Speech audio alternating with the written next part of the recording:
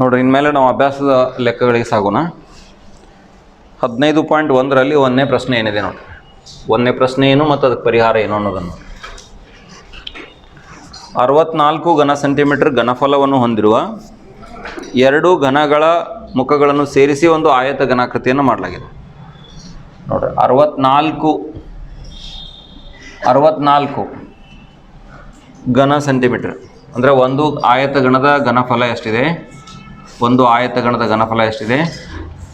64 ಘನ ಸೆಂಟಿಮೀಟರ್. ಇದನ್ನು ಇನ್ನೊಂದು ಇಂಥದ್ದು ಏನು ಮಾಡಿದ್ದಾರೆ, ಇದಕ್ಕೆ ಜೋಡಿಸಿದ್ದಾರೆ. 2 ಅದಾವು. ಇದನ್ನು ಜೋಡಿಸಿ ಇನ್ನೊಂದು ಆಯತಘನವನ್ನು ಮಾಡಲಾಗೈತೆ. ಇಲ್ಲೇ ತೆಗೆದುಬಿಡ್ತೀನಿ ನೋಡಿ. ಜೋಡಿಸಿ ತೆಗೆದು ಅಂದ್ರೆ ಕಷ್ಟನ, ಟ್ರೈ ಮಾಡೋಣ. ನೋಡಿರಿ, ಇದು ಒಂದು ಘನಾಕೃತಿ. ನೀವು ಆಯತಘನ, ಇದು ಒಂದು ಆಯತಘನ. ಇದ್ರ ಪಕ್ಕಕ್ಕೆ ಏನು ಮಾಡಿದ್ದಾರೆ ಅಂದರೆ ಇನ್ನೊಂದು ಆಯತಘನವನ್ನು ಜೋಡಿಸಿದ್ದಾರೆ.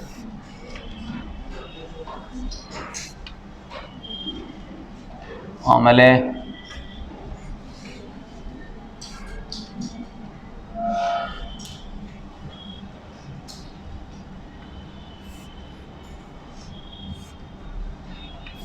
ಇದರ ಪಕ್ಕಕ್ಕೆ ಇನ್ನೊಂದು ಆಯತಘನವನ್ನು ಜೋಡಿಸಲಾಗೈತಿ.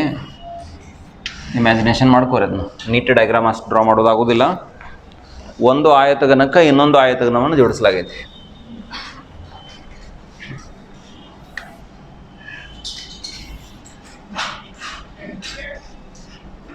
ಇದೆಲ್ಲಿಂದ ತಂದು ಸೇರಿಸ್ಬೇಕು?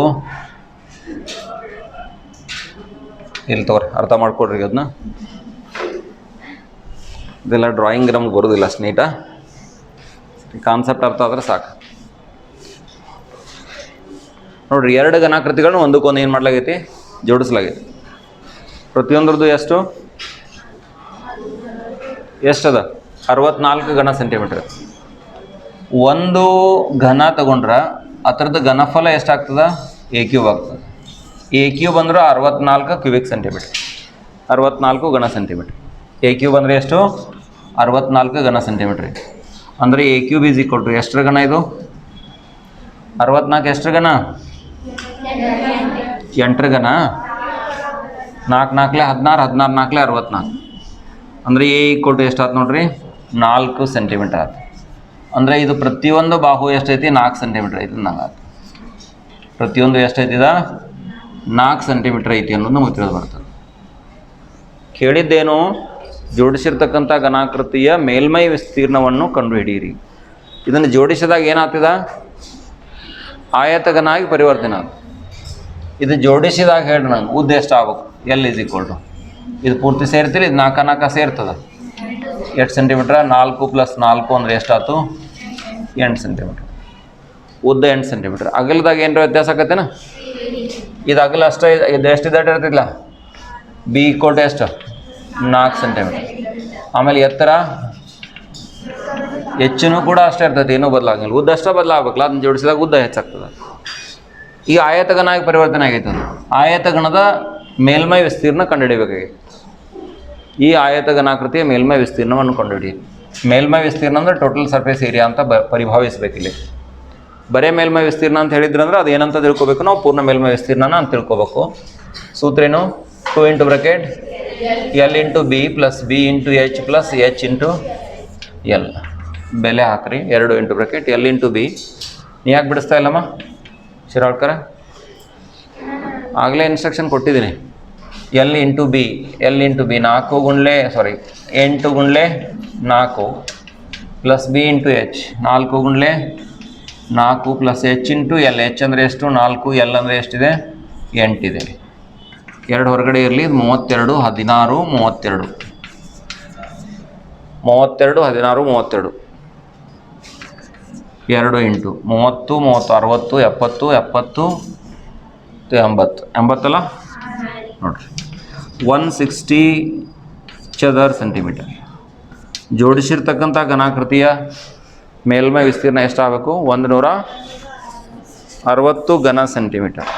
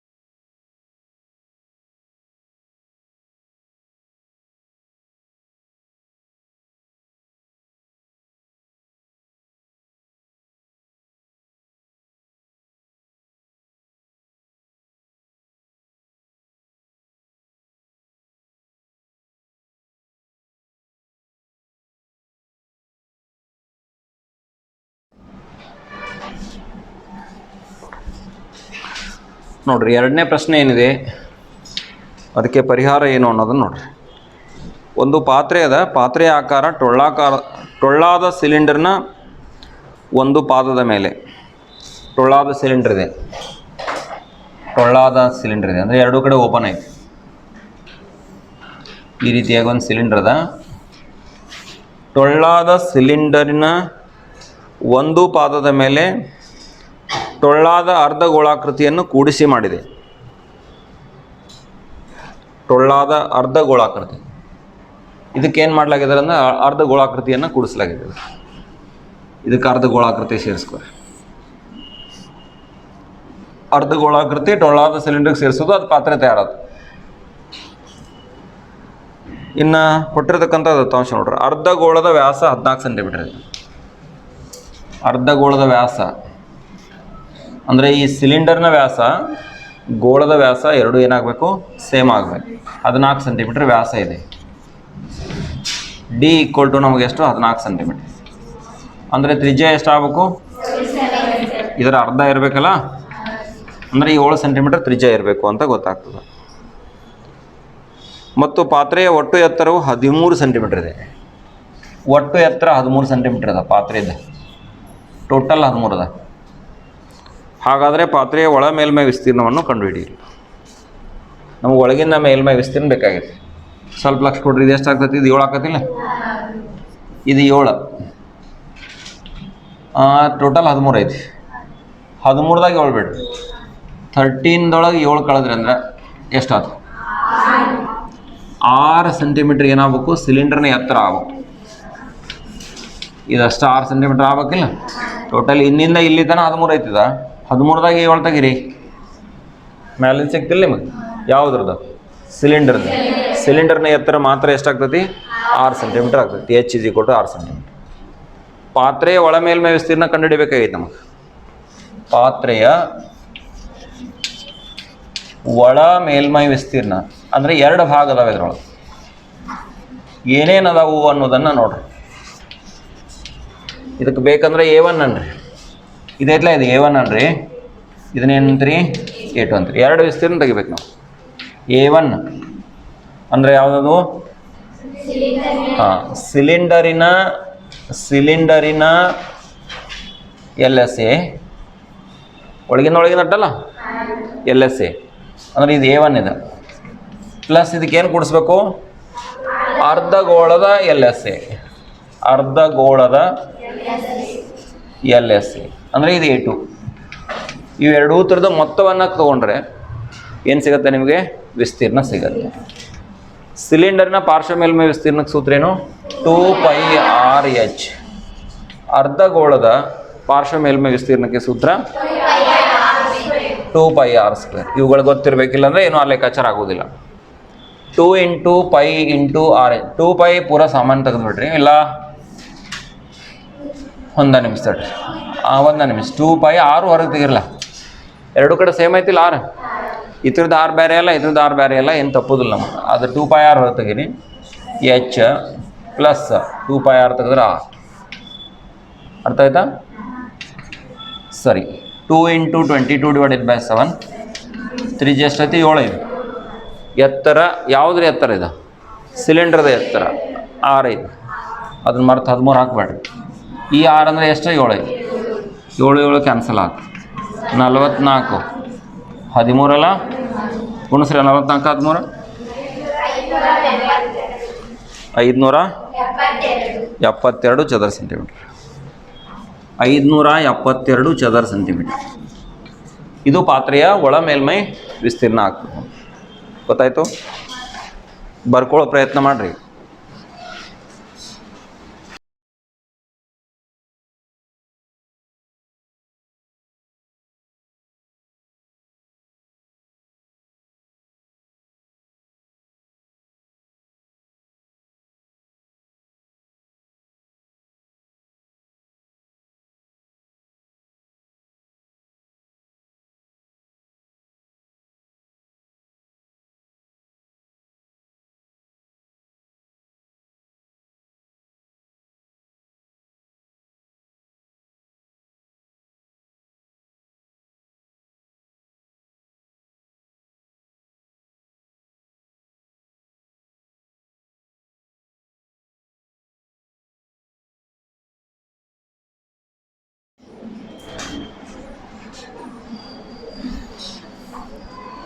ನೋಡ್ರಿ ಮೂರನೇ ಲೆಕ್ಕ ಇನ್ನೂ ಒಂದು ಸ್ವಲ್ಪ ಲೆಂಗ್ದಿ ಇದೆ. ಏನು ಅಂತ ನೋಡ್ರಿ ಮೊದಲಿಗೆ ಒಂದು ಅರ್ಧಗೋಳದ ಮೇಲೆ ಒಂದು ಅರ್ಧಗೋಳ ಇದೆ. ಒಂದು ಅರ್ಧಗೋಳ ಇದರ ಮೇಲೆ ಅರ್ಧಗೋಳದ ಮೇಲೆ ಇದರಷ್ಟ ತ್ರಿಜ್ಯ ಹೊಂದಿರತಕ್ಕಂಥ ಒಂದು ಶಂಕುವನ್ನು ಜೋಡಿಸಿ ಇಲ್ಲೊಂದು ಶಂಕು ಜೋಡಿಸಿ ಏನು ಮಾಡಿದ್ದಾರೆ ಅಂದರೆ ಒಂದು ಆಟಿಕೆಯನ್ನು ತಯಾರು ಮಾಡಿದ್ದಾರೆ. ಅರ್ಧಗೋಳದ ಬೇಸ್ ಐತಿ, ಅದರ ಮೇಲೆ ಏನೋ ಶಂಕುವಿನ ಆಕೃತಿಯಲ್ಲಿ ಒಂದು ವಸ್ತು ಏನೋ ಸೇರಿಸಿ ಆಟಿಕೆಯನ್ನು ಏನು ಮಾಡಿದಾರೆ, ತಯಾರು ಮಾಡಿದ್ದಾರೆ. ಅವೆರಡರ ವೃತ್ತಾಕಾರದ ಪಾದದ ತ್ರಿಜ್ಯವು 3.5 ಸೆಂಟಿಮೀಟರ್ ಆಗಿದೆ. ಅಂದರೆ ಎರಡಕ್ಕೂ ಸಾಮಾನ್ಯವಾಗಿರ್ತಕ್ಕಂಥ ತ್ರಿಜ್ಯ R = 3.5 ಸೆಂಟಿಮೀಟರ್. ಇದು ನಮ್ಗೆ ತ್ರಿಜ್ಯ. ಇದು ಆಟಿಕೆ ಒಟ್ಟು ಎತ್ತರ 15.5 ಸೆಂಟಿಮೀಟರ್ ಒಟ್ಟು ಎತ್ತರ. ಆಟಿಕೆಯ ಒಟ್ಟು ಎತ್ತರ. ಹಾಗಾದರೆ ಆಟಿಕೆಯ ಒಟ್ಟು ಮೇಲ್ಮೈ ವಿಸ್ತೀರ್ಣವನ್ನು ಕಂಡುಹಿಡಿಯಿರಿ. ಆಟಿಕೆಯ ಒಟ್ಟು ಮೇಲ್ಮೈ ವಿಸ್ತೀರ್ಣವನ್ನು ನಾವು ಕಂಡುಹಿಡಿಯಬೇಕು. ಈ ಆಟಿಕೆಯ ಒಟ್ಟು ಮೇಲ್ಮೈ ವಿಸ್ತೀರ್ಣ ಅಂತಂದ್ರೆ ನಾವೇನು ಮಾಡಬೇಕು, ಶಂಕುವಿನ ಭಾಗದ ಮೇಲ್ಮೈ ವಿಸ್ತೀರ್ಣ ಪ್ಲಸ್ ಅರ್ಧಗೋಳದ ಮೇಲ್ಮೈ ವಿಸ್ತೀರ್ಣ, ಎರಡು ಭಾಗಗಳದಾವಲ್ಲಿ. ಒಂದು ಅರ್ಧಗೋಳ ಇದೆ, ಇನ್ನೊಂದೇನಿದೆ ಶಂಕುವಿದೆ. ಅವೆರಡನ್ನು ಲೆಕ್ಕಾಚಾರ ಮಾಡ್ಕೋಬೇಕು. ಆದರೆ ಶಂಕುವಿಗೆ ಸಂಬಂಧಪಟ್ಟ ಹಾಗೆ ಕೆಲವೊಂದಿಷ್ಟು ಲೆಕ್ಕಾಚಾರ ನೋಡಿ. ಇದಾಯಿತು, ಬೇಸ್ ಆಯಿತು. ಇದು ಓರೆ ಎತ್ತರ, ನೇರ ಎತ್ತರ ಇವೆಲ್ಲ ಬೇಕಾಗ್ತಾವೆ. ನೇರ ಎತ್ತರ ತೆಗಿಲಿಕ್ಕೆ ಬರ್ತದೆ ನೋಡಿ. ನೇರ ಎತ್ತರ H = ಶಂಕುವಿಗೆ ಸಂಬಂಧಪಟ್ಟ ಹಾಗೆ H = ಇದು ಟೋಟಲ್ 15.5 ಐತಿ. ಇದ್ರಾಗ ಏನು ಕಳೀತೀರಿ, ಇದು 3.5 ಐತಿ ಇಲ್ಲಿ ಕೆಳಗಿಂದ. ಇದು 3.5 ಆಗತ್ತಾ ಇಲ್ಲ, ಅದು ತ್ರಿಜ್ಯಲ್ಲ. ಇದು 3.5ನ. ಈ 3.5 ಬಿಟ್ರೆ ಬ್ಯಾಲೆನ್ಸ್ ಸಿಗ್ತದೆ ನಿಮಗೆ. 8 ಸೆಂಟಿಮೀಟರ್ ಆಯಿತು, 12 ಸೆಂಟಿಮೀಟರ್ ಆಯ್ತಲ್ಲ. ಆಮೇಲೆ ಇದು ಓರೆ ಎತ್ತರ, ಇದು ನೇರ ಎತ್ತರ ಸಿಕ್ತು, ತ್ರಿಜ್ಯ ಸಿಕ್ಕದ. L² = R² + H² ಇರ್ತದೆ. ಯಾಕಂದರೆ ಶಂಕುವಿನ ಭಾಗದ ವಿಸ್ತೀರ್ಣ ತೆಗಿಬೇಕಾಗೈತಿ. πr_l ಸೂತ್ರ, πr_l ಯಾವುದಿಲ್ಲ, πr_l ಎಲ್ಲ ಬೇಕಲ್ಲ ನಿಮಗಲ್ಲಿ. ಓರೆ ಎತ್ತರವನ್ನು ಕಂಡು ಹಿಡ್ಕೋಬೇಕಾಗ್ತದೆ. L² = R² + H². R ಅಂದರೆ ಎಷ್ಟು, 3.5 (ಸ್ಕ್ವೇರ್). H² ಅಂದರೆ ಎಷ್ಟು, 12ರ ವರ್ಗ. 3.5ರ ವರ್ಗ ಅಂದರೆ 35ರ ವರ್ಗ ಮಾಡಿರಿ. 2 ಸ್ಥಾನ ಸರಿಸಿ 35². 1225 ಬರ್ತಿರ್ಬೇಕು ನೋಡ್ರಿ. ಅಂದ್ರೆ 12.25 ಪ್ಲಸ್ 144. L² = ಕೂಡಿಸ್ರಿ ಇವತ್ತೆರಡು. L² = 144 + 12. ಎರಡು ಸೇರಿಸಿದರೆ ಎಷ್ಟು ಬಂತು, 156.25. 156.25.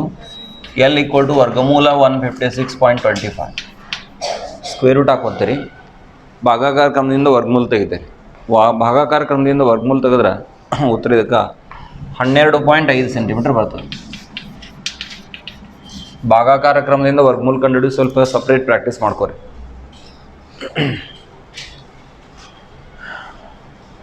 ಇದು ಮುಗಿತಲ್ಲ. ಇನ್ನು ಮೇಲೆ ದತ್ತಾಂಶಗಳ ಸಂಗ್ರಹ ಮುಗಿತಿಲ್ಲಿಗೆ. ನಮಗೇನು ಬೇಕಾಗೈತಿ, ಆಟಿಕೆಯ ವಿಸ್ತೀರ್ಣ ಬೇಕಾಗೈತಿ. ಇದರೊಳಗೆ ಎರಡು ಭಾಗ ಅದಾವೆ.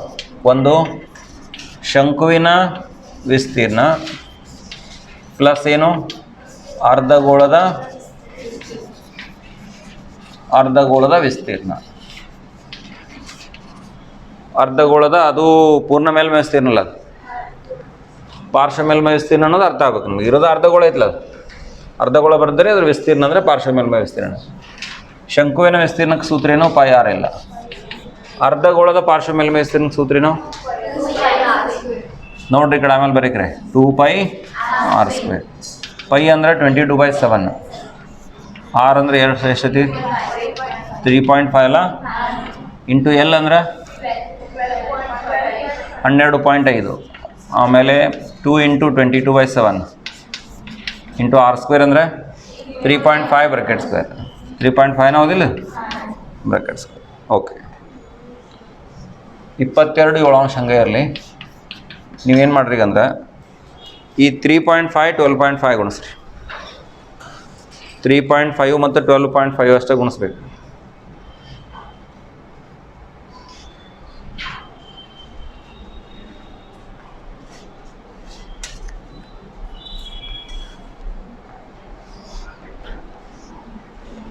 ಇಲ್ಲಾಂದ್ರೆ ಮುಂದಿನ ಸ್ಟೆಪ್ನಾಗ ಹಿಂಗೂ ಇಡ್ಬೋದು ನೋಡ್ರಿ.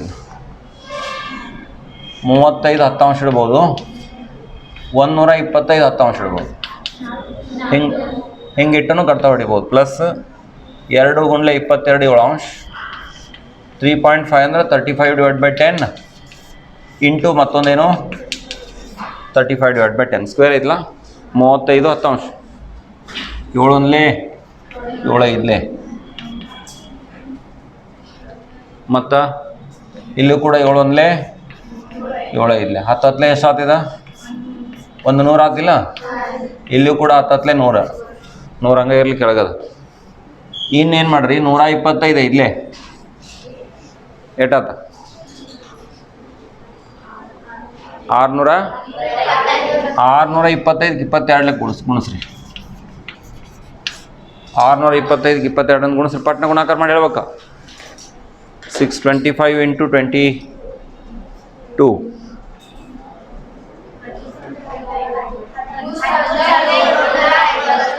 13,750 ಕರೆಕ್ಟ್ ಹೇಳತ್ತೀರಿ. 13,750. ಮುಂದಿನ ನೋಡ್ರಿ 22 2 44 ಇದೆ.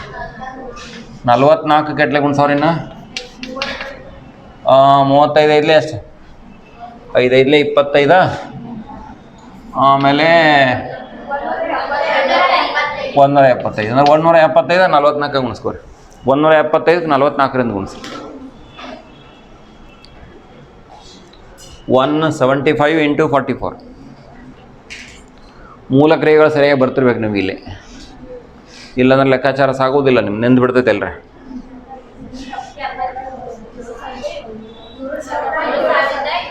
7,700 ಕರೆಕ್ಟ್ ಐತಿ. ಇಲ್ಲಿ ನೋಡ್ರಿ 2 ಸ್ಥಾನ ಸರಿಸ್ಬೇಕಂದ್ರೆ 137.50 ಪ್ಲಸ್ ಇಲ್ಲಿ 2 ಸ್ಥಾನ ಡೈರೆಕ್ಟ್ ಹೊಳ್ತಾವೆ 77 ಕೂಡಿಸ್ರಿ. 2 137.50 ಪ್ಲಸ್ 77 ಕೂಡಿಸ್ರಿ 214.5 ಉತ್ತರ ಐತೆ ನೋಡ್ರಿ. ಅಟ್ ಬರ್ತದೆ ನೋಡ್ರಿ 14.50 ಅಂದ್ರೆ ಇದಲ್ಲ ಅದು. ಸರಿ ಮಾಡ್ಕೊರಿ ಅಷ್ಟು.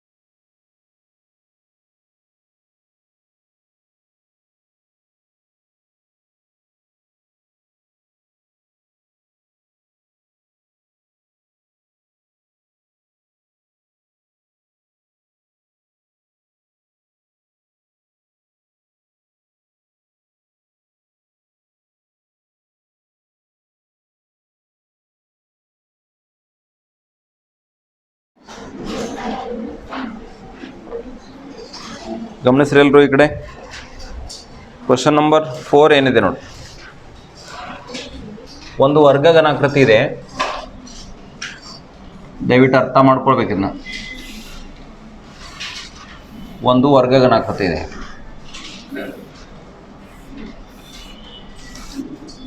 ಈ ವರ್ಗಘನಾಕೃತಿ ಮ್ಯಾಲ ಏನು ಇಡ್ಲಾಗೈತಿ ಅಂತಂದ್ರೆ ಪ್ರತಿ ಅಂಚು 7 ಸೆಂಟಿಮೀಟರ್ ಹೊಂದಿರುವ 7 ಸೆಂಟಿಮೀಟರ್ ಅಂಚು ಐತಿ ಇದ್ರದ್ದು ವರ್ಗಘನಾಕೃತಿದು. ಅದರ ಮೇಲ್ಮುಖದ ಮೇಲೆ ಅರ್ಧಗೋಳವನ್ನು ಇರಿಸಲಾಗೈತಿ. ಮೇಲ್ಮುಖದ ಮೇಲೆ ಅರ್ಧಗೋಳವನ್ನು ಇರಿಸಲಾಗೈತಿ. ಅರ್ಧಗೋಳದ ಗರಿಷ್ಠ ವ್ಯಾಸವನ್ನು ಕಂಡುಹಿಡಿಯಿರಿ. ಅಂದ್ರೆ ಆ ಅರ್ಧಗೋಳದ ಪಾದ ವೃತ್ತಾಕಾರ ಐತಲ್ಲ, ಅದು ಹೆಂಗಂದ್ರೆ ಈ 4 ಬದಿಗೆ ಹತ್ಕೊಂಡು ಹೋಗೈತಿ. ಹಿಂಗೆ ಈ ರೀತಿ ನೀವು ಇಮ್ಯಾಜಿನೇಷನ್ ಮಾಡ್ಕೋಬೇಕಂತ. ಹಿಂಗೆ ಅರ್ಧಗೋಳ ಐತದ್ರ ಮ್ಯಾಲೆ, ಅರ್ಥ ಆಯ್ತನ? ಇದನ್ನ ಇರಿಸೈತಿದ್ರ ಮ್ಯಾಲೆ. ಈ ಸರ್ಫೇಸ್ ನಿಮ್ಗೆ ಸರಿಯಾಗಿ ಅರ್ಥ ಆಗ್ತೋ ಇಲ್ಲ ನೋಡಿ. ಈ ಬದಿ ಇದು ಬದಿ ಅರ್ಥ ಆಗ್ಬೇಕು ನೋಡಿ. ಇದು ಏನು ಎಂತ ಅಂತ ಅರ್ಥ ಆಯ್ತಂದ್ರೆ ಮುಗೀತ. ಇಲ್ಲಿ ಹಿಂಗೆ ವೃತ್ತಾಕಾರದ ಒಂದು ಮುಖ ಆತೈತಿ ಇದಕ್ಕೆ. ಇದು ಅರ್ಧಗೋಳಾಕೃತಿ ಐತಿ. ಇಷ್ಟ ಜೋಡಿಸಿದಾಗ ಈ ಪೂರ್ಣ ಘನಾಕೃತಿಯ ಮೇಲ್ಮೈ ವಿಸ್ತೀರ್ಣವನ್ನು ಕಂಡುಹಿಡಿಬೇಕು. ಒಂದು ಸರಳ ಭಾಷೆಯೊಳಗೆ ನಿಮ್ಗೆ ಹೇಳ್ಬೇಕಂದ್ರೆ ಮನ್ಯಾಗ ಒಂದು ಡಬ್ಬಿ ಐತೆ ಕೊಡ್ರಿ, ಎಣ್ಣೆ ಡಬ್ಬಿ ಐತೆ ಅಂತ ಆಯತ ಘನಾಕೃತಿ ಬೇಡ, ಘನಾಕೃತಿ ಆಕಾರದಲ್ಲಿ ಒಂದು ಡಬ್ಬಿ ಐತೆ, ಅದ್ರ ಮೇಲೆ ಒಂದು ಬುಟ್ಟಿ ಡಬ್ಬ ಹಾಕಿದೆ.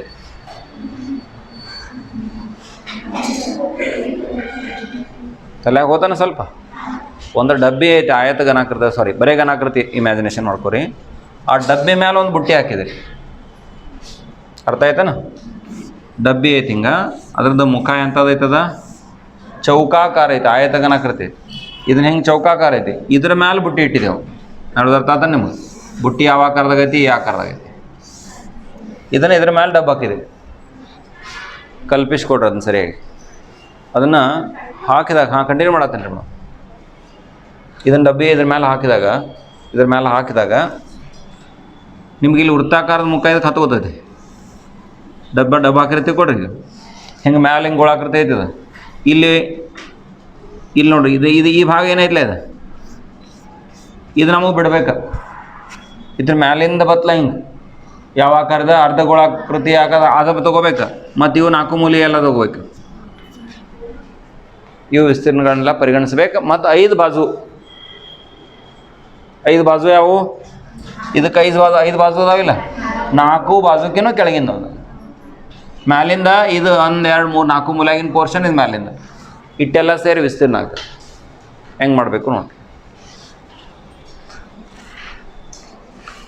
ಕೊಟ್ಟಿರ್ತಕ್ಕಂಥ ದತ್ತಾಂಶಗಳೇನು, ಏನೇನು ಮಾಡ್ಲಿಕ್ಕೆ ಸಾಧ್ಯ ಅದ ಸ್ವಲ್ಪ ನೋಡ್ರಿ.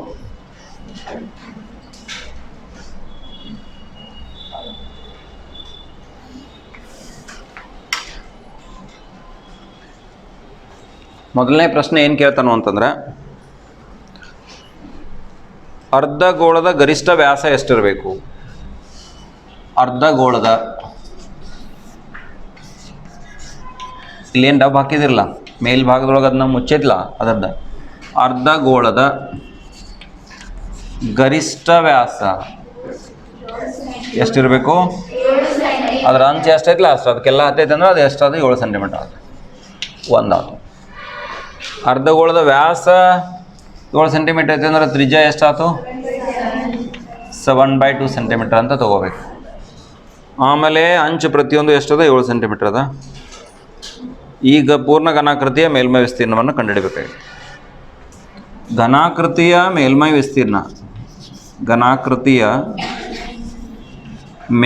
ವಿಸ್ತೀರ್ಣ ಈಕ್ವಲ್ ಟು ಏನೇನು ಕೂಡಿಸ್ಕೋಬೇಕು, ಏನೇನು ಕಳಿಬೇಕು ಅನ್ನೋದನ್ನು ಸ್ವಲ್ಪ ನೋಡಿ. ನಾನೇನು ತೊಗೋತೀನಿ ನೋಡ್ರಿ. ಘನದ ವಿಸ್ತೀರ್ಣ ತೊಗೋಬೇಕು. ಮತ್ತು ಇದಕ್ಕೆ ಅರ್ಧಗೋಳದ ವಿಸ್ತೀರ್ಣ ತೊಗೋತೀನಿ.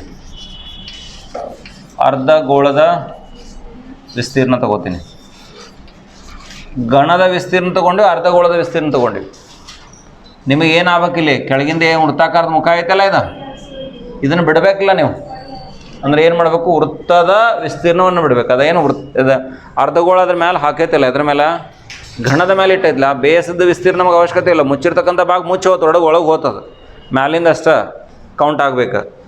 ಅಂದರೆ ಏನು ನಾವು ಕಳಿಬೇಕು? ಘನದ ವಿಸ್ತೀರ್ಣ ತಗೊಂಡ್ರೆ ಪೂರ ಇದ್ರಾಗ 6 ಮುಖ ಬಂದು, ಅರ್ಧಗೋಳದ ವಿಸ್ತೀರ್ಣ ಅಂದ್ರೆ ಬಾಜುಕಿಂದ ಎಲ್ಲ ಬಂತು. ಇದ್ರಾಗ ಏನು ಬಿಡಬೇಕಾಗೈತಿ? ಕೆಳಗೆ ಹತ್ತೈತಿಲ್ಲ, ಅದು ವೃತ್ತಾಕಾರದ ಬೇಸ, ಅದನ್ನು ಬಿಡಬೇಕು. ಮೈನಸ್ ವೃತ್ತದ ವಿಸ್ತೀರ್ಣ. ವೃತ್ತ ಯಾವುದದು? ಅರ್ಧಗೋಳದ ಪಾದ ಐತಲ್ಲ, ಅದರ ವೃತ್ತದ ವಿಸ್ತೀರ್ಣ ಅನ್ನೋದು ನಿಮ್ಮ ತಲೆಗಿರ್ಬೇಕು. ಇನ್ನು ಇದಕ್ಕೆ ಸಂಬಂಧಪಟ್ಟಂಥ ಸೂತ್ರಗಳನ್ನು ಹಾಕಿ ಲೆಕ್ಕಾಚಾರಗಳನ್ನು ಪೂರ್ಣ ಮಾಡೋಣ. ನೋಡ್ರಿ, ಘನದ ವಿಸ್ತೀರ್ಣ ಎಷ್ಟಾಗಬೇಕು? ಎ ಕ್ಯೂಬ್ ಹೌದಿಲ್ಲ ಅದು? ಹೌದು, ಘನದ ವಿಸ್ತೀರ್ಣ 6a². 6 ಮುಖ ಅದಾವು, 6a². ಘನಫಲ ಅಲ್ಲ, ವಿಸ್ತೀರ್ಣ 6a² ಮೈನಸ್ ಅರ್ಧಗೋಳದ ವಿಸ್ತೀರ್ಣಕ್ಕೆ ಎಷ್ಟು ಸೂತ್ರ? 2πr² ಅಲ್ಲ, ಅರ್ಧಗೋಳದ ವಿಸ್ತೀರ್ಣ ಏನು 2πr². ಮೈನಸ್ ಏನು ವೃತ್ತದ ವಿಸ್ತೀರ್ಣ ಏನು πr². ಈ ಆರ ಎರಡು ಒಂದೇ ಇದ್ದು ಅಂದ್ರೆ ಇದನ್ನ ಕಳೆದು ನೀವು ಇಲ್ಲೇ ಸುಲಭೀಕರಣ ಮಾಡಿಟ್ಕೋಬೋದು. ಇವೆರಡು ಒಂದಾದಾವ ಇಲ್ಲಿ ನೋಡ್ರಿ. ಅರ್ಧಗೋಳದ ತ್ರಿಜ್ಯ ವೃತ್ತದ ತ್ರಿಜ್ಯ ವೃತ್ತ ಭಾಗದ ತ್ರಿಜ್ಯ ಎರಡು ಒಂದ ಏನು ವ್ಯತ್ಯಾಸ ಇಲ್ಲ. ಅಂದ್ರೆ 6a² ಪ್ಲಸ್ πr² ತಿಳಿತಾ. 2πr² 1πr ಏನು ಅರ್ಧಗೋಳದ ಪಾರ್ಶ್ವ ಮೇಲ್ಮೈ ವಿಸ್ತೀರ್ಣ ತಗೋಬೇಕು. ನೆಲಕ್ಕೆ ಹತ್ತಿದ್ದು ಹೋತ ಸಂಬಂಧ ಇಲ್ಲ, ಅದ್ರ ವಿಸ್ತೀರ್ಣ ತೆಗಿಯಾಕತ್ತಿಲ್ಲ ನಾವು. ವೃತ್ತಾಕಾರದ ವಿಸ್ತೀರ್ಣ ಬಿಡಾಕತ್ತೀವಲ್ಲ ಅದನ್ನಷ್ಟೇ ಬಿಡು. ವೃತ್ತಾಕಾರದ ವಿಸ್ತೀರ್ಣ ಎದ್ರದ್ದು ಬಿಡ್ಬೇಕು, ನೀವು ಅರ್ಧಗೋಳದ ಬಿಡಬೇಕಾಗಿಲ್ಲ, ಈ ಗಣದ ಬಿಡ್ಬೇಕಾಗಿ. ಗಣದ ಮೇಲ್ಭಾಗ ಏನು ಬುಟ್ಟಿ ಡಬ್ ಹಾಕಿದಲ್ಲ, ಡಬ್ ಹಾಕಿದ ಭಾಗ ಬಿಡ್ಬೇಕಲ್ಲ. ಡಬ್ ಹಾಕಿದ ಭಾಗ ಯಾವ ಆಕಾರದಾಗ ಐತದ ವೃತ್ತಾಕಾರದಾಗ ಐತೆ, ಅದನ್ನು ಬಿಡ್ಬೇಕಾಗ್ತದೆ. ಕರೆಕ್ಟ್ ಐತದ. ಇಲ್ಲಿ ಅರ್ಧಗೋಳದ ವಿಸ್ತೀರ್ಣ ಅಂದರೆ ಇದು ನಿಮಗೆ ತಿಳ್ಕೊರಿ. ಎಲ್ಲ ಸೇನೆ ಇದೆ ಪಾರ್ಶ್ವ ಮೇಲ್ಮೈ ವಿಸ್ತೀರ್ಣ, ಪೂರ್ಣ ಅಲ್ಲ. ಬೇಕಂದ್ರೆ ಬರೆದ ಬಿಡ್ರಿ. ಪಾರ್ಶ್ವ ಮೇಲ್ಮೈ ವಿಸ್ತೀರ್ಣ, ಪಾರ್ಶ್ವ ವಿಸ್ತೀರ್ಣ 6 × a², 7 × 7 ಹೌದಾ. 22/7. ತ್ರಿಜ್ಯ ಎಷ್ಟು? ಯಾವುದರ ತ್ರಿಜ್ಯ? ಅರ್ಧಗೋಳದ ತ್ರಿಜ್ಯ 7/2 ಅಲ್ಲ. 7/2 × 7/2 7 7 ಕ್ಯಾನ್ಸಲ್ ಆಯಿತು. 2 1 2 11 7 49 6 ಮಾಡ್ರಿ. 49 6 294 ಪ್ಲಸ್ 11 × 3.5 ಮಾಡ್ರಿ. 7 2 ಅಂಶ ಅಂದ್ರೆ 3.5 ಅದ. 11 35 ಗುಣಿಸ್ರಿ, 1 ದಶಮಾಂಶ ಸರಿಸ್ರಿ. 294 ಪ್ಲಸ್ 11 × 3.5 ಎಷ್ಟು? 11 × 3.5 38.5. ಇವೆರಡು ಕೂಡಿಸ್ರಿ, ಇವೆರಡನ್ನು ಕೂಡಿಸ್ರಿ.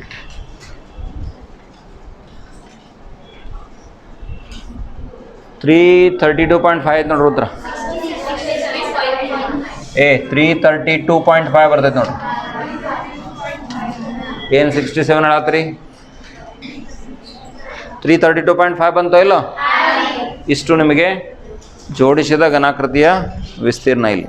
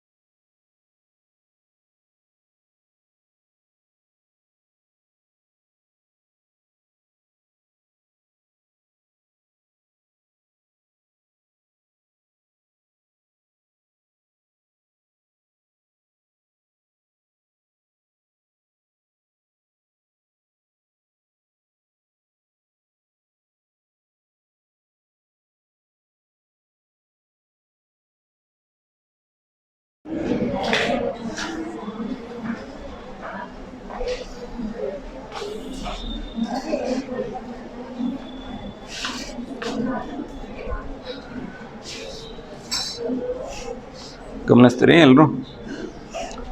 ಪ್ರಶ್ನೆ ಸಂಖ್ಯೆ 6 ಏನಿದೆ ನೋಡ್ರಿ.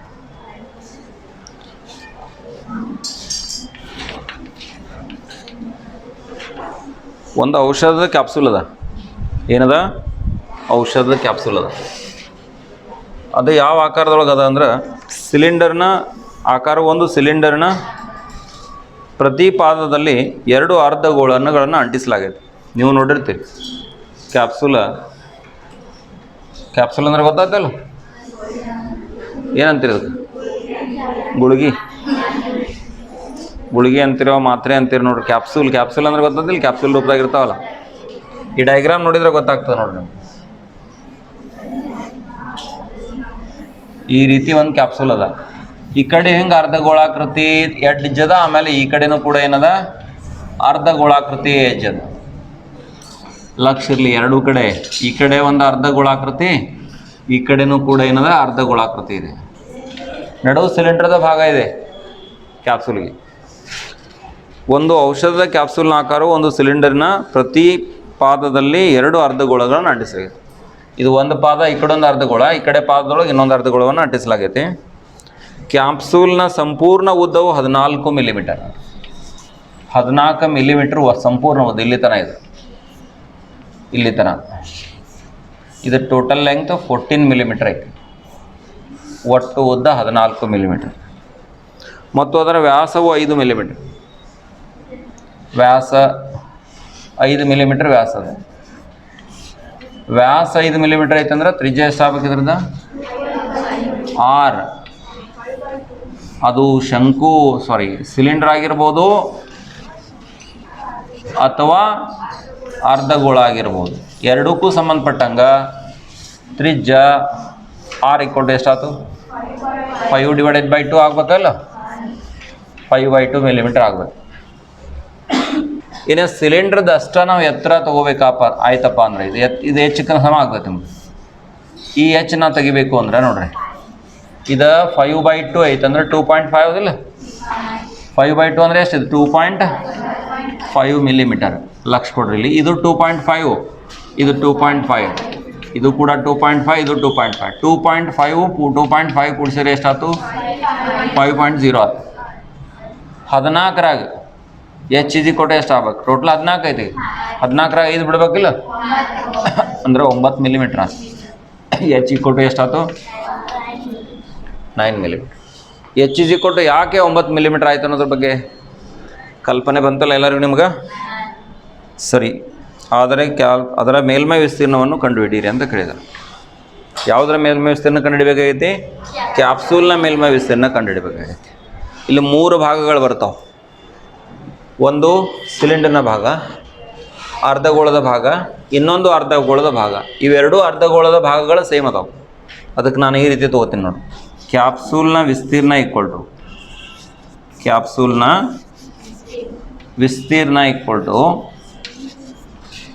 ಸಿಲಿಂಡರಿನ ಏನು ತೊಗೋಬೇಕಾ? LSA ಪಾರ್ಶ್ವ ಮೇಲ್ಮೈ ವಿಸ್ತೀರ್ಣ ಮಾತ್ರ ತೊಗೋಬೇಕು. ಬಾಜುಕಿಂದ ಅಷ್ಟ ಆ ಕಡೆ ಪೂರ್ತಿ ಅದು ಓಪನ್ ಐತಿ. ಇಲ್ಲಿ ಸೆಂಟ್ರದಾಗ ಓಪನ್ ಇರ್ತೈತಿ. ಇಲ್ಲಿ ಆ ಕಡೆ ಒಂದು, ಈ ಕಡೆ ಒಂದು ಅರ್ಧಗೋಳದ ಮುಖಗಳದಾವೆ. ಪ್ಲಸ್ 2 ಗುಂಡ್ಲೆ ಏನು? ಅರ್ಧಗೋಳದ ಏನು? LSA. ಅದು LSAನ ಮತ್ತು ಅರ್ಧಗೋಳದ ವಿಸ್ತೀರ್ಣ 2 ಅದಾವು. ಈ ಕಡೆ ಒಂದು ಐತಿ, ಈ ಕಡೆ ಒಂದು ಐತಿ, 2 ಸೇಮ್ ಅದಾವು. ಅದಕ್ಕೆ 2 ಗುಣಿಸ್ಕೊತೀನಿ. ಇನ್ನು ಸಿಲಿಂಡರ್ನ ಪಾರ್ಶ್ವ ಮೇಲ್ಮೈ ವಿಸ್ತೀರ್ಣ ಅಂದ್ರೆ ಏನು? 2πRH. 2 ಗುಂಡ್ಲೆ ಅರ್ಧಗೋಳದ ಪಾರ್ಶ್ವ ಮೇಲ್ಮೈ ವಿಸ್ತೀರ್ಣ 2πr². 2π ಸಾಮಾನ್ಯ, 6 ಸಾಮಾನ್ಯ. R ಎರಡಕ್ಕೂ ಸೇಮ್, 5 ಎರಡಕ್ಕೂ same. H plus 2R. 2πr ತೆಗೆದ್ರಿ. ಒಂದು 2 ಉಳಿದೈತಿ, ಒಂದು R ಉಳಿತೈತಿ. 2 × 22/7 × 3 ಜಸ್ಟ್ 5/2 ಅಲ್ಲ. ಎತ್ತರ ಎದ್ರದ್ದು? ಸಿಲಿಂಡರ್ದ 9 ಮಿಲಿಮೀಟರ್ ಪ್ಲಸ್ 2 × 5/2 ಗೊತ್ತಾಯ್ತಾ? 44 /7 × 5/2. ಇದು 2 ಕ್ಯಾನ್ಸಲ್ ಆಯಿತು. 9 1 5 ಎಷ್ಟು? 14 ಆಯ್ತು. 7 1 7 2 2 ಕ್ಯಾನ್ಸಲ್ ಆಯ್ತು. 45. 4 ಮತ್ತು 5 ಗುಣಿಸ್ರಿ. 220 ಉತ್ತರ ಐತನ? mm² ಇರ್ತದೆ ಬಿಟ್ಟು ಅದು ಏನಿಲ್ಲ, ಅದು ಯೂನಿಟ್ ಆಯ್ತು. ಏಕಮಾನ ಮಿಲಿಮೀಟರ್². 220 ಮಿಲಿಮೀಟರ್² ಏನಾಗುತ್ತಾ? ಈ ಒಟ್ಟಾರೆ ಒಂದು ಕ್ಯಾಪ್ಸೂಲ್ನ ವಿಸ್ತೀರ್ಣ ಅನ್ನೋದು ನಮಗೆ ಕಂಡು ಬರುತ್ತೆ.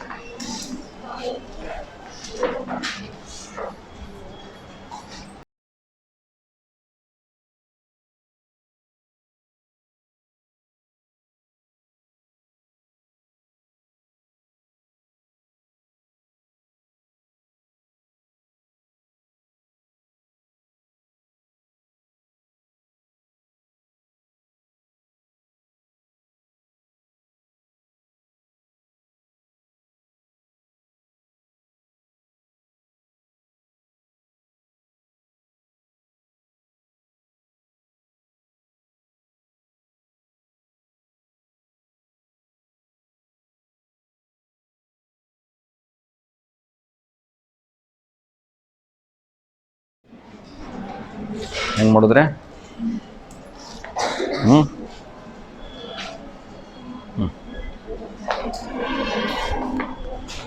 ಪ್ರಶ್ನೆ ಸಂಖ್ಯೆ 7ರಲ್ಲಿ ಏನು ದತ್ತಾಂಶ ಇದೆ, ಪರಿಹಾರ ಏನು ಅನ್ನೋದನ್ನು ನೋಡ್ರಿ. ಮಾತಾಡೋ ಸಾಕು ಸ್ವಲ್ಪ, ದಯವಿಟ್ಟು. ಸಿಲಿಂಡರಿನ ವೃತ್ತಾಕಾರದ ಪಾದವನ್ನು ಶಂಕುವು ಸಂಪೂರ್ಣವಾಗಿ ಆವರಿಸುವಂತೆ ಒಂದು ಡೇರೆ ಐತಿ. ಸಿಲಿಂಡರಿನ ವೃತ್ತಾಕಾರದ ಪಾದ ಅಂದರೆ ಈ ರೀತಿಯಾಗಿ ಒಂದು ಡೇರೆ ಐತೆ. ಅದು ಪಾದ ಯಾವ ಆಕಾರದಾಗೈತಿ? ಸಿಲಿಂಡರ್ ಆಕಾರ. ನೋಡ್ರಿ, ಡೇರೆ ಇದೆ, ಸಿಲಿಂಡರ್ ಆಕಾರ ಇದೆ. ಇತರ ಮ್ಯಾಲೆ ಹಿಂಗೆ ಶಂಕು ಆವರಿಸೈತಿ. ಶೆಡ್ ಹಾಕಿರ್ತಾರಲ್ಲ, ಅಲ್ಲೆಲ್ಲಿ ನೋಡಿದಿರ್ತಾನ ನೋಡ್ರಿನ. ಶೆಡ್ ಅಂದರೆ ಗೊತ್ತಾಗ್ತತಿಲ್ಲ, ತಾತ್ಕಾಲಿಕವಾಗಿರ್ತಕ್ಕಂಥ ಮನೆಗಳನ್ನು ಅದು ನಿರ್ಮಿಸಿರ್ತಾರಲ್ಲ ಹುಲ್ಲಿನಿಂದ, ಅದು ಇದು ಮಾಡಿ. ಇದು ಏನು ಸಿಲಿಂಡರಿನ ವೃತ್ತಪಾದ. ಇಲ್ಲಿ ನೋಡ್ರಿ, ಸಿಲಿಂಡರ್ನ ವೃತ್ತಪಾದ ಇದು. ಸಿಲಿಂಡರ್ನ ವೃತ್ತಪಾದವನ್ನು ಶಂಕುವು ಸಂಪೂರ್ಣವಾಗಿ, ಸಿಲಿಂಡರ್ನ ವೃತ್ತಪಾದವನ್ನು ಶಂಕುವು ಸಂಪೂರ್ಣವಾಗಿ ಆವರಿಸುವಂತೆ ಒಂದು ಡೇರೆ ಅದ. ಸಿಲಿಂಡರಿನ ಎತ್ತರ ಮತ್ತು ವ್ಯಾಸವು 2.1 ಮತ್ತು 4 ಮೀಟರ್. ಸಿಲಿಂಡರ್ನ ಎತ್ತರ 2.1 ಮೀಟರ್ ಮತ್ತು ವ್ಯಾಸ ಎಷ್ಟದ? 4 ಮೀಟರ್ ಅದ. ಅಂದರೆ ಶಂಕು ಇರಲಿ ಸಿಲಿಂಡರ್ ಇರಲಿ, ಇದಕ್ಕೆ ಸಂಬಂಧಪಟ್ಟಂಗೆ ಡಯಾಮೀಟರ್ ಎಷ್ಟಾಯ್ತು? 4 ಮೀಟರ್ ಆಯ್ತು. ಅಂದ್ರೆ ತ್ರಿಜ್ಯ ಎಷ್ಟಾಯ್ತು ಹೇಳ್ರಿ? 4ರ ಅರ್ಧ ಅಂದರೆ ಎಷ್ಟಾಯ್ತು? 2 ಮೀಟರ್ ಆಯ್ತು. ಇದು 2 ಮೀಟರ್ ಆಯ್ತು. ಇದು ಕೂಡ ಎಷ್ಟಾಯ್ತು ನಿಮ್ಗೆ? ಇದು 2 ಮೀಟರ್ ಆಯ್ತು. ಎರಡೂ ಕೂಡ ಏನಾದ್ರು ಹೇಳ್ರಿ? 2 ಮೀಟರ್ ಆಯ್ತು. ಇನ್ನು ಶಂಕುವಿನ ಓರೆ ಎತ್ತರ 2.8 ಮೀಟರ್. L = 2.8 metre. ಆಮೇಲೆ ಹಾಗಾದರೆ ಡೇರೆಯನ್ನು ನಿರ್ಮಿಸಲು ಬಳಸಿದ ತಾಡಪತ್ರಿಯ ವಿಸ್ತೀರ್ಣವನ್ನು ಕಂಡುಹಿಡಿ. ಈ ಡೇರೆ ತಯಾರು ಮಾಡೋಕ್ಕೆ ತಾಡಪತ್ರಿ ಎಷ್ಟು ಬೇಕು ಅದನ್ನು ಕಂಡುಹಿಡಿಬೇಕಾಗೈತಿ. ಅಷ್ಟೇ ಅಲ್ದ, ತಾಡಪತ್ರಿ ದರ 500 ರೂಪಾಯಿ ಪ್ರತಿ ಚದರ ಮೀಟ್ರಿಗೆ ಇತ್ತಂದ್ರೆ ಕೊಳ್ಳಿಕ್ಕೆ ಹಣ ಎಷ್ಟು ಬೇಕು ಅನ್ನೋದನ್ನು ಕೇಳಿದ್ದಾರೆ. ಇನ್ನೊಂದು ಮಾಹಿತಿ ಕೊಡ್ತಾನೆ. ಡೇರೆಯ ಪಾದವನ್ನು ತಾಡಪತ್ರಿಯಿಂದ ಹಾಸಿರುವುದಿಲ್ಲ ಎಂಬುದನ್ನು ಗಮನಿಸಿ. ಅಂದರೆ ಕೆಳಗೇನಿಲ್ಲ, ಕೆಳಗೆ ನೆಲ ಏನೈತಿಲ್ಲ ಫ್ರೀ ಬಿಟ್ಟೈತೆ, ಅಲ್ಲಿ ತಾಡಪತ್ರಿ ಹಾಕಿಲ್ಲ. ಅರ್ಥ ಆಯಿತು? ಮೊದಲು ಏನು ಮಾಡಬೇಕು? ತಾಡ್ಪತ್ರಿ ಎಷ್ಟು ಹತ್ತೈತಿ ತೆಗಿಬೇಕು. ತಾಡ್ಪತ್ರಿಗೆ ದುಡ್ಡು ಎಷ್ಟು ಖರ್ಚಾಗ್ತೈತೆ ಅನ್ನೋದು ಆಮೇಲೆ ತೆಗಿಬೇಕು. ಸರಿ, ನೋಡ್ರಿ. ಹಂಗಂದ್ರೆ ಇಲ್ಲಿ 2 ಭಾಗಗಳದಾವೆ. ಇದು ಯಾವ ಭಾಗ? ಶಂಕುವಿನ ಭಾಗ. ಇದು ಸಿಲಿಂಡರ್ನ ಭಾಗ. ಇವೆರಡರ ವಿಸ್ತೀರ್ಣ ತೆಗೆದ್ರೆ ಮುಗಿದೋದು. ಎರಡೂ ಪಾರ್ಶ್ವನ. ಈಗ ನೋಡಿ, ಡೇರೆಯ ವಿಸ್ತೀರ್ಣ ಈಕ್ವಲ್ ಟು ಇಲ್ಲಿ 2 ಭಾಗಗಳದಾವೆ. ಒಂದು ಸಿಲಿಂಡರಿನ ಏನು LSA ಪ್ಲಸ್ ಶಂಕುವಿನ ಪಾರ್ಶ್ವ ಮೇಲ್ಮೈ ವಿಸ್ತೀರ್ಣ. LSA ಅಂದ್ರೆ ಏನು? ಲ್ಯಾಟರಲ್ ಸರ್ಫೇಸ್ ಏರಿಯಾ, ಪಾರ್ಶ್ವ ಮೇಲ್ಮೈ ವಿಸ್ತೀರ್ಣ. ಸಿಲಿಂಡರ್ನ ಪಾರ್ಶ್ವ ಮೇಲ್ಮೈ ವಿಸ್ತೀರ್ಣ ಸೂತ್ರ ಏನ? 2πr². ಆಮೇಲೆ ಶಂಕುವಿನ ಪಾರ್ಶ್ವ ಮೇಲ್ಮೈ ವಿಸ್ತೀರ್ಣಕ್ಕೆ ಸೂತ್ರ ಏನ? πrl. ಇದು πrh. 2πrh. ಸಿಲಿಂಡರ್ನ ಪಾರ್ಶ್ವ ಮೇಲ್ಮೈ ವಿಸ್ತೀರ್ಣ 2πrh. ಶಂಕುವಿನ ಪಾರ್ಶ್ವ ಮೇಲ್ಮೈ ವಿಸ್ತೀರ್ಣ πrl. ಈಗ π ಮತ್ತು r ಎರಡಕ್ಕೂ ಸೇಮ್ ಅಲ್ಲ? π ಮತ್ತು r ಎರಡಕ್ಕೂ ಸೇಮ್ ಅಂತ ಸಾಮಾನ್ಯ ತೆಗಿರಿ. 2h + l ಬೆಲೆ ಹಾಕ್ರಿ. 22 ತ್ರಿಜ್ಯ 2 2 × h. h ಎಷ್ಟದ? 2.1. h ಯಾವ್ದು? ಸಿಲಿಂಡರ್ದು ಎತ್ತರ ತಗೋಬೇಕು 2.1 ಪ್ಲಸ್ l ಓರ್ ಎತ್ತರ 2.8 ಅದ. 22 ಗುಂಡ್ಲೆ 2 2 1 2 2 2 4 ಪ್ಲಸ್ 2.8 ಅಂದರೆ ಎಷ್ಟಾಯ್ತು? 4 2 6 6 1 7 ಅಲ್ಲ?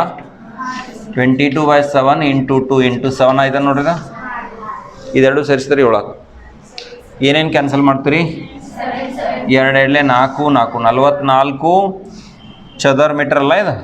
44 ಚದರ ಮೀಟರ್. ಇದಿಷ್ಟು ಡೇರೆಯ ವಿಸ್ತೀರ್ಣ ಆಯಿತು. 44 ಚದರ ಮೀಟರ್ ಕರೆಕ್ಟ್ ಆಯಿತು. ಇನ್ನೇನು ಮಾಡಬೇಕು? ಕಾಸ್ಟ್ ಲೆಕ್ಕಾಚಾರ ಮಾಡಬೇಕಲ್ಲ. ಪ್ರಶ್ನೆ ಏನೈತಿ ನೋಡ್ರಿ. ಏನೈತಿ ಪ್ರಶ್ನೆ ಅಂತಂದ್ರೆ, 1 ಚದರ ಮೀಟ್ರಿಗೆ 1 ಚದರ ಮೀಟರ್ ಕ್ಯಾನ್ವಾಸ್ ಬಟ್ಟೆ ಬೆಲೆ ಎಷ್ಟು? 500 ರೂಪಾಯಿ ಅದ, ರೂಪಾಯಿ 500 ಕೊಟ್ಟಾನ. ಬೇಕಾಗೈತೆ ಎಷ್ಟು ನಮ್ಗೆ? 44 ಚದರ ಮೀಟರ್. 44 ಚದರ ಮೀಟರ್, 44 ಚದರ ಮೀಟರ್ ಬಟ್ಟೆ ಬೆಲೆ ಎಷ್ಟು ಅಂದ್ರೆ 44 ಗುಂಡ್ಲೆ 500 ಗುಣಸರ್ಲೆ ಅದು 44 ಎಷ್ಟು? 22,000 ರೂಪಾಯಿ ಬರ್ತದೆ. 22,000 ಅಂದರೆ ಕ್ಯಾನ್ವಾಸ್ ಬಟ್ಟೆಯನ್ನು ತೊಗೊಳ್ಲಿಕ್ಕೆ ಖರ್ಚು ಎಷ್ಟಾಗ್ತದೆ ನಮಗೆ? 22,000 ರೂಪಾಯಿ ಖರ್ಚಾಗ್ತದೆ.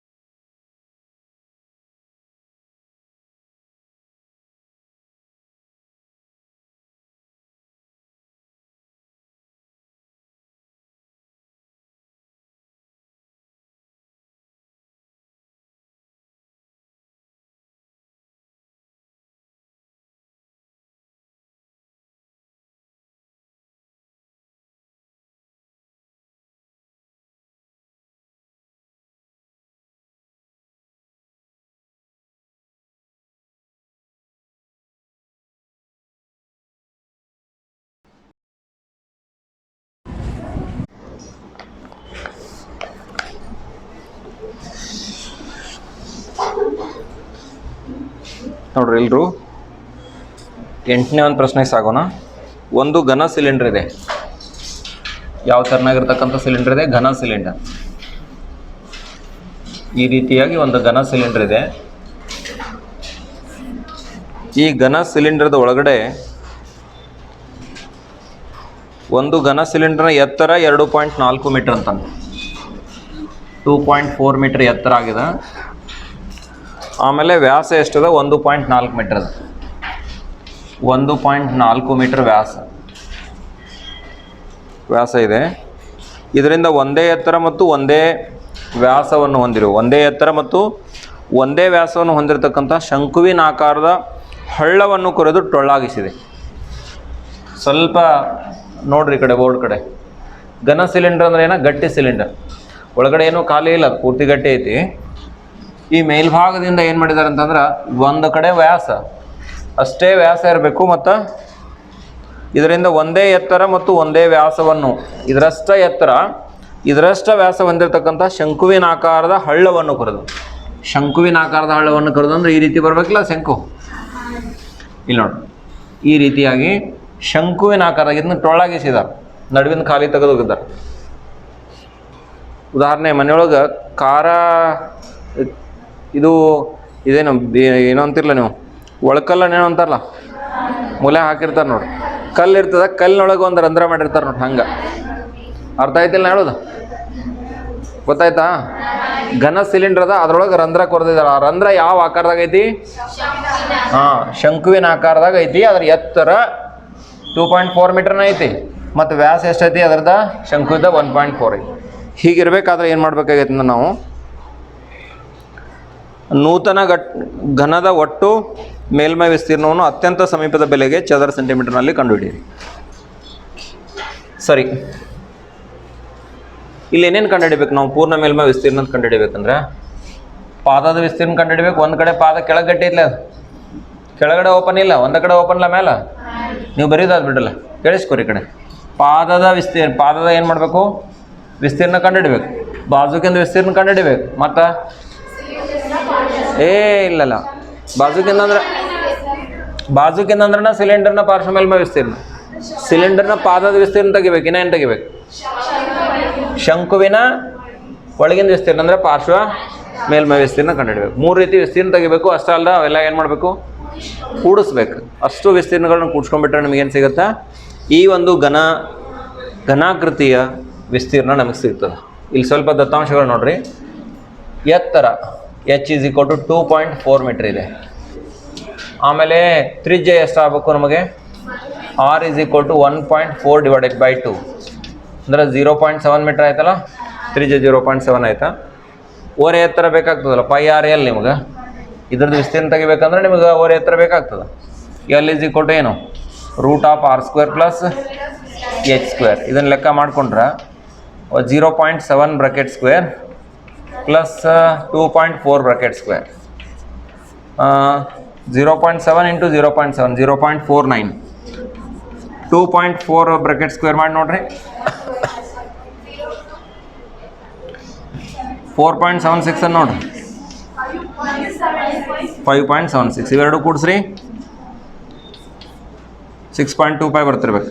ಕೂಡಿಸಿ ನೋಡ್ರಿ 6.25 ಬರ್ತದೆ ಇಲ್ಲಿ ನೋಡ್ರಿ. 6.25ನ ಬರ್ತದ ಅಂದರೆ ಇದು 2.5 ಅಲ್ಲ ಇದ್ರ ವರ್ಗಮೂಲ 2.5 ಮೀಟರ್. ಓವರ್ ಎತ್ತರ 2.5 ಮೀಟರ್. ನೋಡ್ರಿ ಶಂಕುವಿನ ಭಾಗದ ವಿಸ್ತೀರ್ಣ, ಶಂಕುವಿನ ಭಾಗದ ವಿಸ್ತೀರ್ಣ, ಶಂಕುವಿದ ಭಾಗದ ವಿಸ್ತೀರ್ಣ ಅಷ್ಟ ತಗೋತೇನೆ. ಇದನ್ನ A1 ಅಂತೀನಿ. ಮನಸ್ಸಿನಾಗ ಇರ್ಬೇಕು ನಮಗೆ. ಪೈ ಆರ್ ಎಲ್ಲ ಹಾಕೋಬೇಕು ನಾವು ಸೂತ್ರ ಅಂತೇಳಿ. ಪೈ ಅಂದರೆ ಎಷ್ಟು? 22 22/7. ತ್ರಿಜ್ಯ ಎಷ್ಟದ? 0.7 ಅದ. ಓರೆ ಎತ್ತರ 2.5 ಅದ. ಇದನ್ನ ಹಿಂಗೆ ಮಾಡಿರಿ 22/7 ಹಾಗೆ ಇರಲಿ. 7/10 ಇಂಟು 25/10 ಇಟ್ಬಿಟ್ರಿ. ಇದು ಕ್ಯಾನ್ಸಲ್ ಆದ. 25 22 550 ಬಾಗ್ಲೆ 100 550/100 ಅಂದರೆ ಎಷ್ಟು ಬಂತು? 2 ಸ್ಥಾನ ಸರಿಸ್ತೀರಿ 5.5 ಚದರ ಸೆಂಟಿಮೀಟರ್. ಒಂದಾಯ್ತು ಇದು. ಇನ್ನು ಬಾಜುಕಿಂದ ಸಿಲಿಂಡರಿನ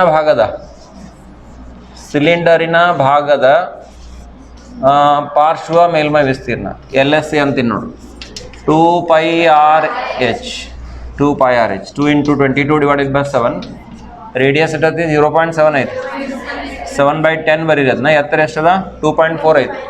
24/10 ಬರೀ. 2.4 ಅದ ಎತ್ತರ, ಅದನ್ನ 24/10 ಬರೋದು.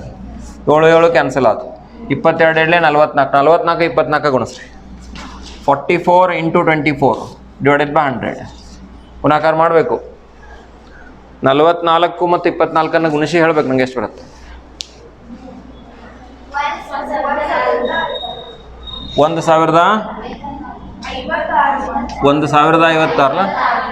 ಅಂದರೆ 10.56 10.56 ಆಗ್ತಿಲ್ಲ. ಇದ ಇಷ್ಟಕ್ಕೆ ಮುಗಿಲಿಲ್ಲ. 3 ರೀತಿ ವಿಸ್ತೀರ್ಣಗಳು ಬರ್ತಾವೆ. ಪಾದದ ವಿಸ್ತೀರ್ಣ ತೆಗಿಬೇಕು, ಬಾಜುಕಿಂದ ತೆಗಿಬೇಕು, ಒಳಗಿಂದ ತೆಗಿಬೇಕು. ಒಳಗಿಂದ ಅಂದ್ರೆ ತೆಗೆದ್ರೆ ಇಲ್ಲಿ ಬಂದದ. ಬಾಜುಕಿಂದ ಅಂದ್ರೆ ಏನು? ಸಿಲಿಂಡರ್ನ ಭಾಗದ ವಿಸ್ತೀರ್ಣ. ಸಿಲಿಂಡರ್ನ ಪಾದದ ವಿಸ್ತೀರ್ಣ. ಸಿಲಿಂಡರ್ನ ಪಾದ ಯಾವ ಆಕಾರದಾಗೈತಿ? ಸಿಲಿಂಡರ್ನ ಪಾದದ ವಿಸ್ತೀರ್ಣ. ಪಾದದ ವಿಸ್ತೀರ್ಣ ಈಕ್ವಲ್ ಟು ಏನು ಸೂತ್ರ ಹಾಕೋಬೇಕು ನಾವೀಗ? πr². ವೃತ್ತದ ವಿಸ್ತೀರ್ಣಕ್ಕೆ ಸಮ ಆಗ್ತದೆ. ವೃತ್ತ ಅಂದ್ರೆ ಎಷ್ಟು? ವೃತ್ತದ ವಿಸ್ತೀರ್ಣ ಈಕ್ವಲ್ ಟು πr². ಪೈ ಅಂದ್ರೆ ಎಷ್ಟು? 22/7. ತ್ರಿಜ್ಯ ಎಷ್ಟದ? 7/10. 7/10. 7 ಕ್ಯಾನ್ಸಲ್ ಆಯ್ತು. 7 2 14 1 15 /100. ಎಂಟತ್ತು ಏನು ಬಿಟ್ಟು ಹಾಂ ಸರಿಯಾಗಿ ಹೇಳಿದ್ದೀವ. ಹಾಂ ಮೀಟರ್ದಾಗ ಕೊಟ್ಟಾರನ? ಹಾಂ ಚದರ ಮೀಟರ್ದಾಗ ಬರೋಲ್ಲ. ಇದು ಚದರ ಮೀಟರ್ದಾಗ, ಸೆಂಟಿಮೀಟರ್ದಾಗ ಅದಾವ ಅಂದ್ಕೊಂಡು ಹೇಳ್ತೀಗಳು. ಇದು ಚದರ ಮೀಟ್ರ, ಇದು ಚದರ ಮೀಟ್ರ. ಅಂದರೆ ಎಷ್ಟು ಆಗ್ತಿದ? 1.54 ಚದರ ಮೀಟರ್. ಉತ್ತರ ಹೆಂಗೆ ಕಂಡು ಹಿಡಿಯೈತೆ ಹೇಳೋಣ? ಚದರ ಸೆಂಟಿಮೀಟರ್ದಾಗ ಹೇಳ್ಯಾರಣ. ಓಕೆ, ಅದನ್ನ ಕನ್ವರ್ಟ್ ಮಾಡೋಣ ಲಾಸ್ಟ್. ಸರಿ, ಈಗ ಒಟ್ಟು ವಿಸ್ತೀರ್ಣ ಈಕ್ವಲ್ ಟು ಇವೆಲ್ಲ ಕೂಡಿಸ್ಕೊರಿ. ಒಂದೇದು ಎಷ್ಟೈತೆ ನೋಡ್ರಿ? 5.5 ಐತಿ. 5.5 ಐತಿ. ಎರಡನೇದ 10.56. ಮೂರನೇದ 54 ಅಲ್ಲ. 6 4 10 5 3 15 1 16 ಇದು 6 7 1 17.6 ಚದರ ಮೀಟರ್ದಾಗ ಆಗ್ತದೆ. ಚದರ ಸೆಂಟಿಮೀಟರ್ದಾಗ ಆಗ್ಬೇಕಂದ್ರೆ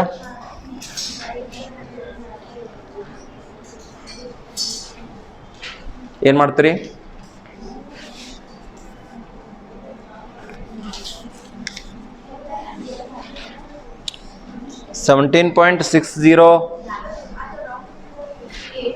ಇಲ್ಲ ಒಂದು ಕೆಲಸ ಮಾಡ್ರಿ, ಇದು ಸೆಂಟಿಮೀಟರ್ದಾಗ ಐತ್ಲ ಅಳತೆ.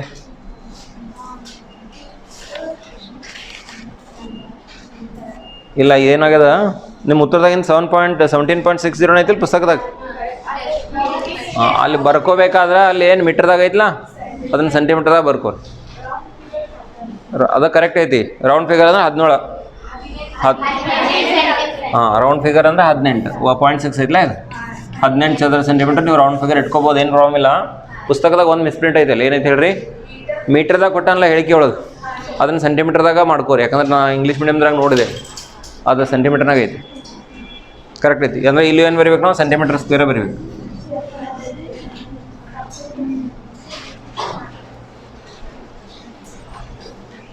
ಬರ್ಕೋರಿ.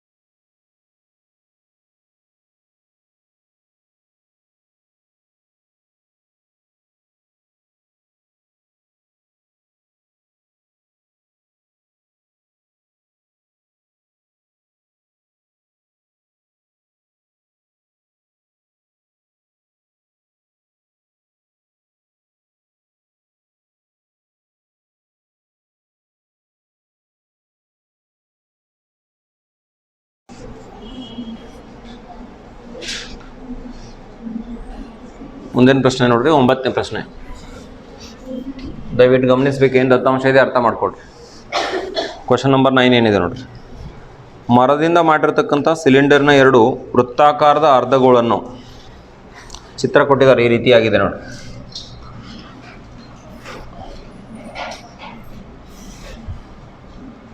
ಇಲ್ಲೊಂದು ಅರ್ಧಗೋಳ ಇದೆ, ಈ ಕಡೆ ಒಂದು ಅರ್ಧಗೋಳ ಇದೆ. ಇದನ್ನು ಕತ್ತರಿಸಲಾಗಿದೆ ಈ ರೀತಿ.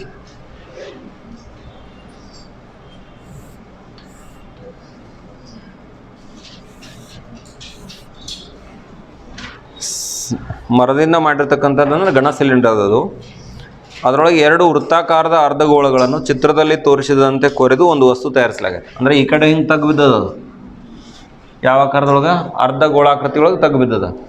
ಕೆಳಭಾಗದೊಳಗೆ ಕೂಡ ಏನು ಮಾಡಿದ್ದೀವಿ ನಾವು, ಅರ್ಧಗೋಳಾಕೃತಿ ಒಳಗೆ ತಗ್ಗನ್ನು ಹಾಕಿದ್ದೀವಿ. ಆಮೇಲೆ ಸಿಲಿಂಡರ್ನ ಎತ್ತರ 10 ಸೆಂಟಿಮೀಟ್ರ್ ಅದ. ಇದ್ರ ಎತ್ತರ ಎಷ್ಟದ ಅಂದ್ರೆ 10 ಸೆಂಟಿಮೀಟ್ರ್ ಇದ್ರ ಎತ್ತರ ಅದ, ಸಿಲಿಂಡರ್ನ ಎತ್ತರ. ಆಮೇಲೆ ಪಾದದ ತ್ರಿಜ್ಯ 3.5 ಸೆಂಟಿಮೀಟ್ರ್ ಅದ. ಪಾದದ ತ್ರಿಜ್ಯ R = ಎಷ್ಟು, 3.5 ಸೆಂಟಿಮೀಟ್ರ್. ಇದು ನಮಗೆ ಎತ್ತರಕ್ಕೆ ಸಮ ಆಗ್ತದೆ. ಒಟ್ಟು ವಿಸ್ತೀರ್ಣ ಕೇಳ್ತಾನೆ. ಏನೇನಿಲ್ಲ, 3 ರೀತಿಯ ವಿಸ್ತೀರ್ಣಗಳು ಬರ್ತಾವೆ. ಯಾವ್ಯಾವ 3 ರೀತಿಯ ವಿಸ್ತೀರ್ಣ ಹೇಳ್ರಿ. ಸಿಲಿಂಡರಿನ ಪಾರ್ಶ್ವ ಮೇಲ್ಮೈ ವಿಸ್ತೀರ್ಣ ತೆಗಿಬೇಕು. ಮ್ಯಾಲೊಂದು ಅರ್ಧಗೋಳ ಐತಿ, ಕೆಳಗೊಂದು ಅರ್ಧಗೋಳ ಐತಿ. 2 ಅರ್ಧಗೋಳಗಳ ಏನು ಕಂಡುಹಿಡಿತೀರಿ? ಪಾರ್ಶ್ವ ಮೇಲ್ಮೈ ವಿಸ್ತೀರ್ಣ ಕಂಡುಹಿಡಿತೀರಾ, ಪೂರ್ಣ ಮೇಲ್ಮೈ ವಿಸ್ತೀರ್ಣ ಕಂಡುಹಿಡಿತೀರಿ? ಪಾರ್ಶ್ವ ಮೇಲ್ಮೈ ವಿಸ್ತೀರ್ಣ ಕಂಡುಹಿಡಬೇಕು. ಓಕೆ, ಮೊದಲು ಏನು ಮಾಡೋಣ, ಸಿಲಿಂಡರಿನ LSA ಇದಕ್ಕೆ A1 ಅಂದ್ರೆ ಆದ್ರೆ 2πRH ಅಲ್ಲ, ತುಂಬ್ರ ಬೆಲೆ 2 × 22/7. ರೇಡಿಯಸ್ ಎಷ್ಟು 3.5 ಇದೆ. 35 ದತ್ತಾಂಶ ಬರೋಲ್ಲ, ಇಂಟು H 10 ಅದ. 7 1 7 5 ಈ 10 10 ಕ್ಯಾನ್ಸಲ್ ಆಯ್ತು. 44 × 5 200 ಚದರ ಸೆಂಟಿಮೀಟ್ರ್ ಬರಿಬೇಕಲ್ಲ, ಸೆಂಟಿಮೀಟ್ರ್ದಾಗ ಅದಾವೆ. A1 ಬೆಲೆ ಆಯ್ತು. ಇನ್ನೇನು ಮಾಡೋಣ ಅಂದ್ರೆ 2 ಅರ್ಧಗೋಳಗಳ ವಿಸ್ತೀರ್ಣ ಒಮ್ಮೆ ತಗೊಂಡು 2 ಅರ್ಧಗೋಳಗಳ ಪಾರ್ಶ್ವ ಮೇಲ್ಮೈ ವಿಸ್ತೀರ್ಣ ಏನದು, 2πr². ಅದು 2 ಅದಾವಲ್ಲ, 2 × 2πr². 2 × 2πr². 2 ಯಾಕೆ ಬಂತ ಎಕ್ಸ್ಟ್ರಾ ಗೊತ್ತಾಯ್ತಲ್ಲ. 2 × 2 ಎಷ್ಟಾಯ್ತು, ಇದು 4 ಆಯಿತು. ಇಂಟು 22/7. ಆರ್ ಅಂದ್ರೆ 3.5 ಅದ, 2 ಸಲ 35/10, 35/10 2 ಸಲ ಇಡ್ರಿ. 7 1 7 5 ಸರಿನಾ. ಇನ್ನೇನು ಮಾಡಿರಿ, 22 4 88 ಅಲ್ಲ, 22 4 88. ಆಮೇಲೆ 5 5 25 2 ಕೈಲ 5 3 15 1 2 17 /10 × 10 100 ಹಂಗೆ ಇರಲಿ. ಇವು ಗುಣಿಸ್ರಿ 175 88 ಗುಣಿಸ್ರಿ 175 88 ಎಷ್ಟು ಬರುತ್ತೆ ಹೇಳ್ರಿ.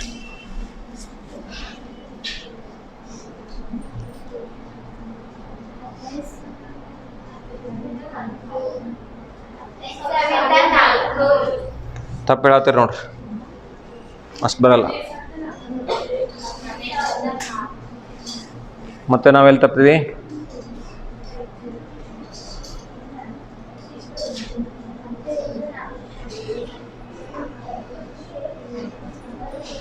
$15,400 ಬರ್ತದ. ಸರಿ ಇತ್ತು ರೀ. 15400 ಡಿವೈಡೆಡ್ ಬೈ 100 0 0 0 0 ಹೊಡೆದಾಕ್ರಿ 154 ಚದರ ಸೆಂಟಿಮೀಟರ್ ಆಯ್ತು. ಇದಕ್ಕೆ A200. ಈ A1 ಮತ್ತು A2 ಕೂಡಿಸ್ಕೊಂಡ್ಬಿಟ್ರೆ ನಿಮ್ಗೆ ಏನಾಗ್ತದೆ? ಘನಾಕೃತಿಯ ವಿಸ್ತೀರ್ಣ ಸಿಗ್ತದೆ. ಒಟ್ಟು ವಿಸ್ತೀರ್ಣ equal to A1 plus A2. ಮೊದಲನೇದು ಎಷ್ಟೈತಿ? 220. ಆಮೇಲೆ 154 374 ಚದರ ಸೆಂಟಿಮೀಟರ್ ಉತ್ತರ ಬರ್ಕೊಡ್ರಿ.